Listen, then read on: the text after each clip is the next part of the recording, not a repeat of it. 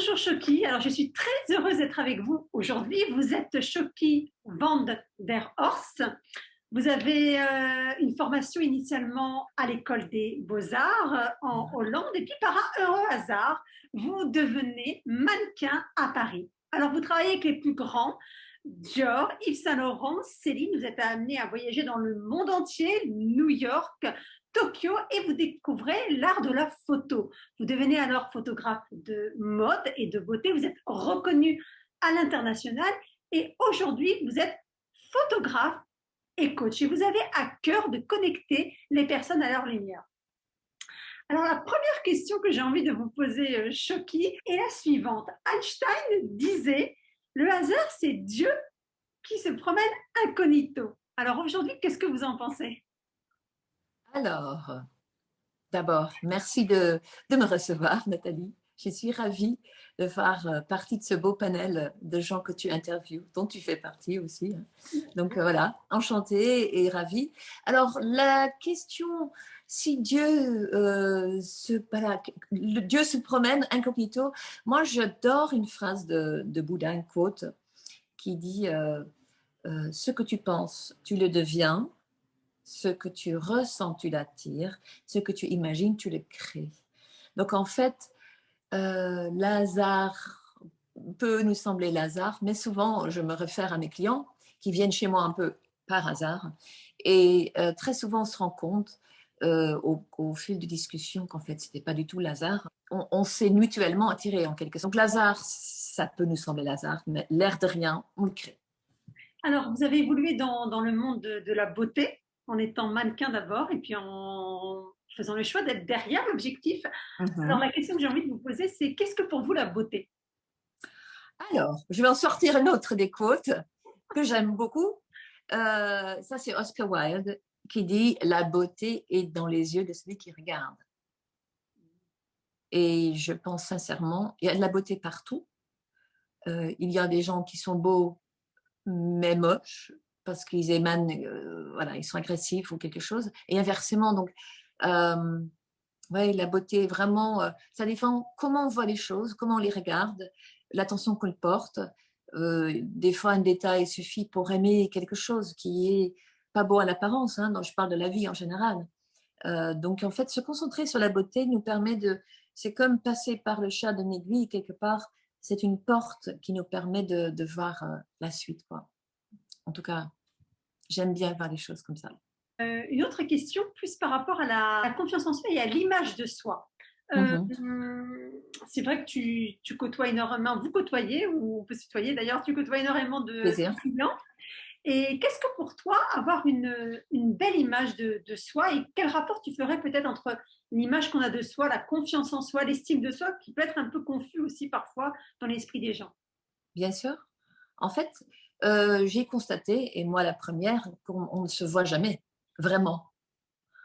Quand on est quand on parle de nos passions et des choses, ben on se voit pas, mis à part des fois sur une vidéo. Mais encore, ce n'est que c'est une image, c'est un cadrage, c'est un moment précis. Donc en fait, ce que je propose, ce que je fais, ce que je dis que je fais, c'est que je fais des photos de l'intérieur des gens. Et en fait, qu'est-ce que ça veut dire? C'est un moyen d'exprimer avec des paroles ce que je fais intuitivement. Hein, attention, les mots sont que des maigres, on approche les mots. Et donc, je connecte les gens avec leur passion, avec leurs valeurs, avec des choses qui leur tiennent à cœur. Et en fait, je découvre ça quand je travaille une séance photo. Je prépare la séance toujours avec la personne concernée, une semaine avant à peu près, où on se prend un rendez-vous téléphonique, où on va vraiment, j'aime bien rentrer dans la machine, quoi. Je pose des questions, trois, toujours les mêmes. Et après, on bifurque et en fait, c'est des questions, des échanges très intimes souvent, où des gens se livrent. On ne se voit pas. Donc, j'adore l'oreille parce que moi, je suis très intuitive et j'écoute, je ressens. Et souvent, je mets le doigt sur une fragilité ou une vulnérabilité. Et c'est important d'en parler avant parce que ça peut être un blocage le jour de la séance photo. Et donc là, on se libère, on rit. Des fois, il y a des larmes, hein, aussi, et c'est très bien parce que Voilà, ça permet de casser les barrières. Et en fait, du coup, euh, lors de la séance photo, je m'appuie sur ce que je sais. Et du coup, je guide la personne qui se illumine de l'intérieur.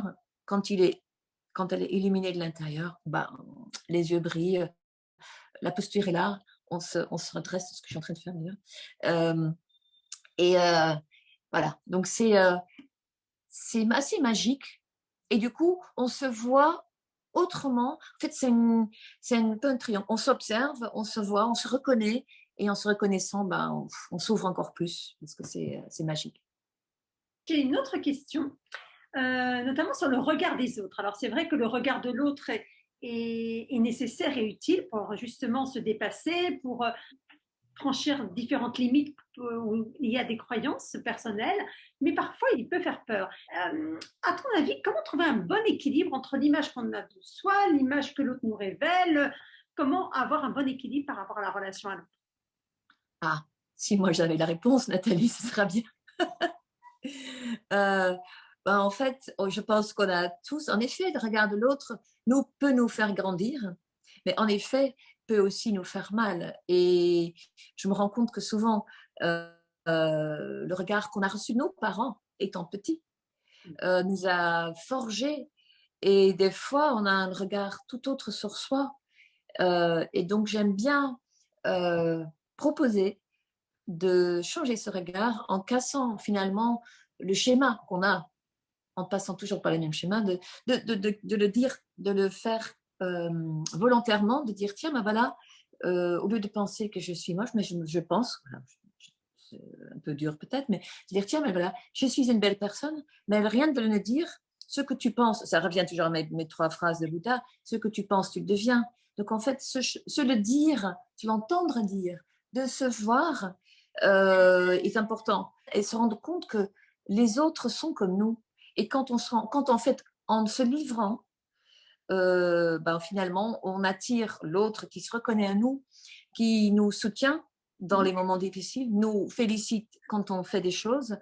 Donc, plus on est clair avec soi-même, plus aussi on attire des gens qui nous ressemblent. Finalement, c'est là où on est le mieux. Donc, le truc, c'est de vouloir être aimé par l'autre.